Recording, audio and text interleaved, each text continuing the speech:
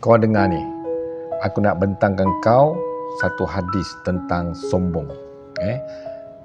Dalam hadis Nabi riwayat Muslim, bagi orang yang bukan Islam dan bagi orang Islam, dengar sini. Ini dia Islam yang sebenarnya. Aku nak bacakan. Jadi aku nak kaitkan pula dengan orang yang sombong, apa yang kita maksudkan dalam ni.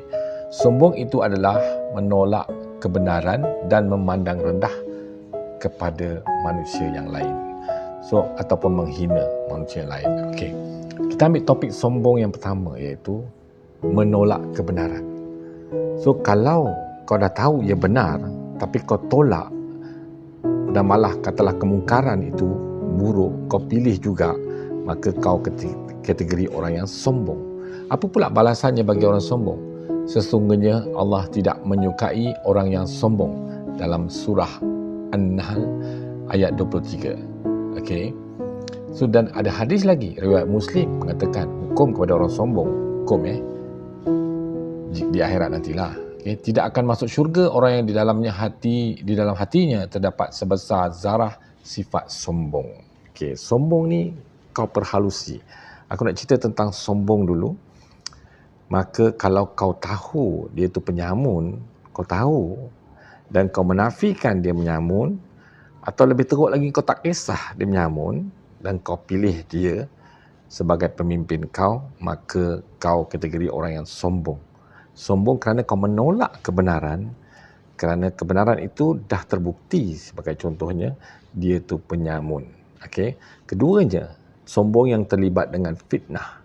Okey. Contohnya, kau tak ada bukti dia tu meliwat, kau pula setuju buta. Dan orang kata dia tak liwat. Dah jatuh hukum ataupun dah diselesaikan dia tak liwat dan kau percaya juga dia liwat. Maka kau menolak kebenaran tadi tu adalah dia tidak liwat. Okey, kebenaran pertama tadi tu dia menyamun. Kau tolak dia kebenaran bahawa dia menyamun dan kau tolak kebenaran bahawa dia meliwat, maka kau sombong. Okey. Jadi bila kau jatuh sombong, kau jatuh dalam kategori orang yang sombong yang menolak kebenaran. Maka hukumnya aku dah baca tadi. Aku tak nak menghukum, aku cuma membaca.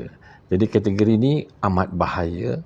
Fikir-fikirkanlah ya sahabat, dalam yang tengah menengok, tengah bantai aku, tengah menyokong aku, dua-dua, yang Islam, yang bukan Islam, aku nak kau faham. Bagi yang bukan Islam pula,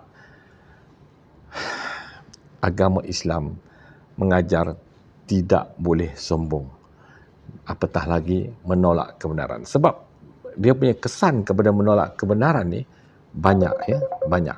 Jadi teruskan bersama aku, kita kupas-kupas untuk kau faham. Kadang-kadang orang Islam sendiri nak faham agama yang dia anuti, kerana malas membaca, mungkin tak nampak. Teruskan.